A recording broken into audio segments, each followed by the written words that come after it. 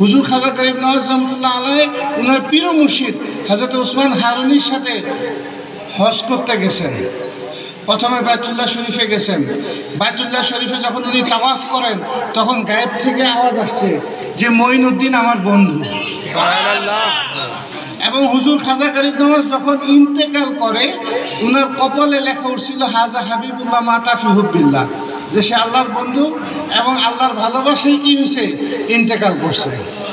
এবং যখন মদিনা শরীফে গেলেন তো মদিনা শরীফে রওজায়ে পাক থেকে আওয়াজ আসছে যে মঈনুদ্দিনকে ডাকো। কাকে? একই নামের অনেক লোক থাকে। তো এখানে রসুলের পাকের রওজা শরীফে যে খাদেম সাহেব ছিলেন উনি খুঁজতেছেন আয়না মঈনুদ্দিন, মঈনুদ্দিন কোথায়, মঈনুদ্দিন কোথায়। তো বহুত মঈনুদ্দিন আইছে। তো কয় না এই মঈনুদ্দিন না। আবার রওজা শরীফ থেকে আওয়াজ আসছে যে মঈনুদ্দিন চিশতিকে ডাকো। যে মঈনুদ্দিন যে চিশত একটা এলাকার নাম, ওই এলাকার মঈনুদ্দিনকে ডাকো। তখন হুজুর গরিব নওয়াজ রসুলের পাকের গুরজা শরীফে গেলেন, রওজা পাকে গেলেন এবং রওজা পাকের থেকে হুকুম আসছে যে হিন্দুস্তানে যাও। ওয়ালাইকুম ওয়া রাহমাতুল্লাহি তাআলা ওয়া বারাকাতুহু। আলহামদুলিল্লাহ, শুকরিয়া মহান আল্লাহ রাব্বুল আলামিনের দরবারে যে আল্লাহ রাব্বুল আলামিন আজকে 6 রজব হুজুর খাজা মুঈনুদ্দিন ও মিল্লাত খাজা মঈনুদ্দিন চিশতি রহমতুল্লাহ আলাইহির উরুস মুবারককে উদ্দেশ্য করে আমাদের সকলকে একত্রে হয়ে কিছু বলার এবং কিছু শোনার তৌফিক দান করেছেন। সকলে বলি আলহামদুলিল্লাহ। তার সাথে সাথে লক্ষ কোটি দুরূদ ও সালাম আকায়ে নামদার তাজদার মদিনা আহমদ মুজতবা মুহাম্মদ মুস্তাফা সাল্লাল্লাহু তাআলা আলাইহি ওয়া আলিহি ওয়াসাল্লামের উপর সকলে একবার দুরূদ শরীফ পড়ি। সাল্লাল্লাহু আলাইহি ইয়া রাসূলুল্লাহ। যারা হাজিরিন, যখন আল্লাহ রাব্বুল আলামিন কোনো বান্দাকে ভালোবাসে, আল্লাহ রাব্বুল আলামিন যখন কোনো বান্দাকে ভালোবাসে তখন আল্লাহ রাব্বুল আলামিন জিবরিল আমিনকে ডাক দেয়। কাকে ডাক দেয়? জিবরিল আমিনকে ডাক দিয়ে বলে, জিবরিল আমি অমুককে ভালোবাসি, আমি অমুককে ভালোবাসি, তুমিও তাকে ভালোবাসো। তা আল্লাহ সর্বপ্রথম জিবরাইলকে বলে যে আমি তাকে ভালোবাসি, তুমিও তাকে ভালোবাসো। বলার পর আল্লাহর কাছে এই জিনিসটা ভাল লাগে না যে না শুধু জিবরাইলে জানাইলে হবে না। তখন আল্লাহ রাব্বুল আলামিন আবার জিবরিলে ডাক দেয়। ডাক দিয়ে বলে যে জিবরিল তুমি আসমানের ভিতরে এলান করে দাও, তুমি আসমানের ভিতর এলান করে দাও যে আমি অমুককে ভালোবাসি। তারপরে আল্লাহ রাব্বুল আলামিনের কাছে বিষয়টা খুব কম মনে হয় যে না আমার ভিতর রইল, জিবরাইলের জানাইলাম, আসমানবাসীকে জানাইলাম, না তুমি জমিনে যাও। জমিনে গিয়ে আমার যত মাহবুব বান্দা আছে, আমার যত প্রিয় বান্দা আছে তাদের মাঝে এলান করে দাও যে আমি অমুককে ভালোবাসি। তো তখন যখন দেখবেন যখন বান্দা আল্লাহকে ভালোবাসে তখন আল্লাহ রাব্বুল আলামিন ওই বান্দাকে ভালোবাসে এবং ওই বান্দাকে আসমানবাসীও ভালোবাসে, জমিনবাসীও ভালোবাসে। তার প্রমাণ যে আজকে হুজুর খাজা গরিব নওয়াজ রহমতুল্লাহ আলাইহি, তার প্রমাণ হুজুর খাজা গরিব নওয়াজ রহমতুল্লাহ আলাইহি যে ওনার ইন্তেকালের 800 বছর পরেও সারা ওয়ার্ল্ডে ওনার উরুস মোবারক পালিত হচ্ছে। সুবহানাল্লাহ। আমরা যারা জমিনবাসী আছি আমরা কি খাজা গরিব নওয়াজকে ভালোবাসি না? এর মূল কারণ কি? যে খাজা গরিব নওয়াজকে আল্লাহ ভালোবাসে। তা আমরা এমন একজনের উরুস মোবারকে এসেছি যে যাকে স্বয়ং আল্লাহ রাব্বুল আলামিন ভালোবাসে এবং উনারই আজকে চর্চা হচ্ছে। আমার আগে আমি শুনেছি মাওলানা সাহেব খুব সুন্দর আলোচনা করেছেন। দেখেন হুজুর খাজা গরিব নওয়াজ রহমতুল্লাহ আলাইহির নাম নিয়ে আমাদের সমাজে কিছু অপসংস্কৃতি আছে।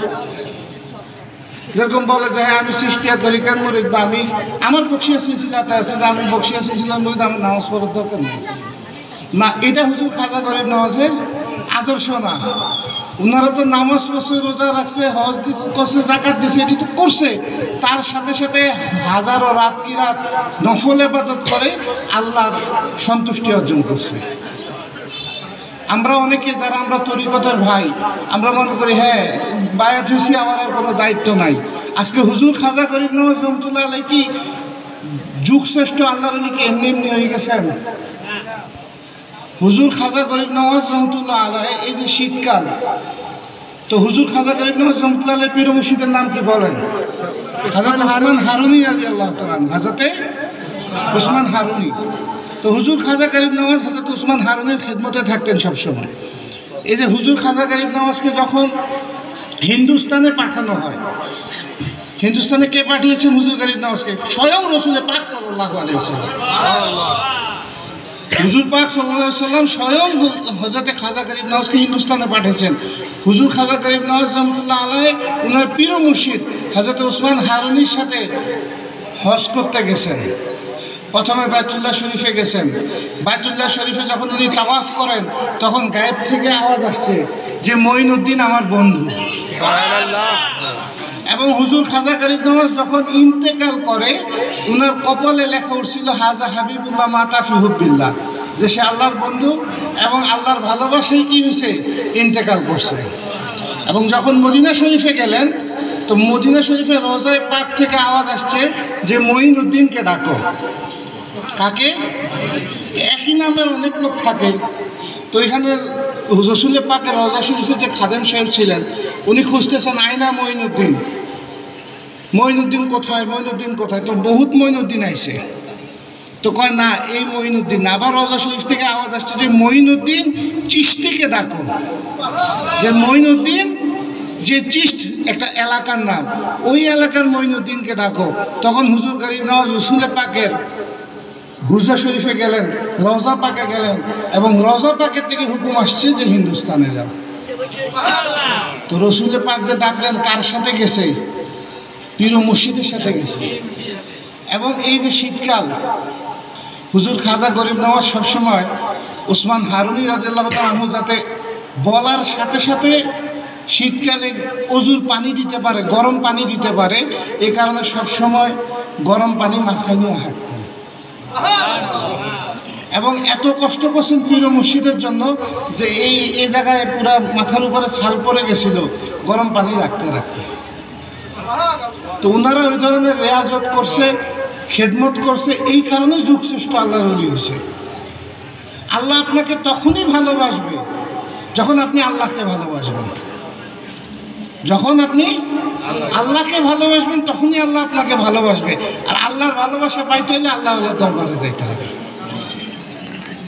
আল্লাহওয়ালার দরবারে যাইতে হবে। এখন অনেকেই আছে আপনারা ডাকবে যে অমুকে আল্লাহওয়ালা, তমুকে আল্লাহ। না, জুব্বা পরা, দাড়ি পরা দেখলেই যাওয়া যাবে না। আগে দেখতে হবে সে আহলে সুন্নাতুল জামাতের আকীদার অন্তর্ভুক্ত কিনা, এবং তার ভিতরে নবী পাক সাল্লাল্লাহু আলাইহি ওয়াসাল্লাম এবং আহলে বাইতের ভালোবাসা আছে কিনা। যদি আহলে বাইতের ভালোবাসা না থাকে, রাসূল পাকের ভালোবাসা না থাকে, যত বড় জুব্বা হোক আমরা তাদের পিছে যাইতে পারি না। আল্লাহ রাব্বুল আলামিন আমাদেরকে কবুল করুক। একটু পর সামা মাহফিল হবে, বিষয়টা খেয়াল রাখবেন। আসলে সামা মাহফিলগুলো, এগুলো আল্লাহর ওলিদের বুজুর্গানে দিনের খাস মাহফিল। এগুলো বুজুর্গানে দিনের খাস মাহফিল, যেগুলো খানকার মধ্যে সীমাবদ্ধ থাকে। তারপরও ভাইদের ভালোবাসা এখানে করতেছেন। তো অবশ্যই সামার মাহফিলে আমাদেরকে আদব রক্ষা করে বসতে হবে। সামার মাহফিলে অজু ছাড়া কেউ থাকবেন না। কেউ অজু না থাকলে অজু করে সামার মাহফিলে বসবেন, এবং কোনো ধরনের বিশৃঙ্খলা করা যাবে না। এটা হচ্ছে সামার মাহফিলের আদব। আর যদি আমরা সামার মাহফিলে বিশৃঙ্খলা করি, তাহলে ডিজে পার্টি, ব্যান্ড পার্টির সাথে সামার মাহফিলের আর কোনো পার্থক্য রইল না। এটা একটা আদব, এবং এটা অনেক বড় একটা আধ্যাত্মিক মজলিস। বিশেষ করে আমাদের সিলসিলায় বকশিয়ার মধ্যে সামা মাহফিল এমন একটা জিনিস যে একটা বড় জাহাজ, একটা বড় জাহাজে আপনি বসবেন এবং গন্তব্যে পৌঁছে যাবেন, কিন্তু আপনি বুঝবেনই না। আমি যখন প্রথম মদিনা শরীফে আমার সফর হয়, আমার সাথে আমার নানি ছিল, ফ্লাইটে উঠছি 1 ঘন্টা হয়ে গেছে। আমার নানি আমার ঘর ভিতরে ফ্লাইট উঠলাম, এটা সাড়ে না কার কিন্তু সারছি তো 1 ঘন্টা হয়ে গেছে। যেরকম বড় কোনো বিমানে বসলে বুঝেই যায় না এটা কি যাইতেছে, মনে হবে যে আমরা জায়গায় বসে আছি, কিন্তু গন্তব্যে পৌঁছে যায়। সামার মাহফিল হচ্ছে ওই ধরনের মতো, যে মজলিসে থাকলে আপনি আল্লাহর এত নিকটে চলে যাবেন, আপনার মোকাম এত উদ্দে পৌঁছে যাবে, কিন্তু আপনি নিজেই তা উপলব্ধি করতে পারবেন না। আল্লাহ রাব্বুল আলামিন আমাদের সকলকে সামার আদব রক্ষা করে মাহফিলের সামা শ্রবণ করার তৌফিক দান করুক। আমার জন্য সবাই দোয়া করবেন, আমিও দোয়া করি মালিক আমাদেরকে এক এবং নেক রাখুক। আমিন। আসসালামু আলাইকুম ওয়া রাহমাতুল্লাহি তাআলা ওয়া বারাকাতুহু।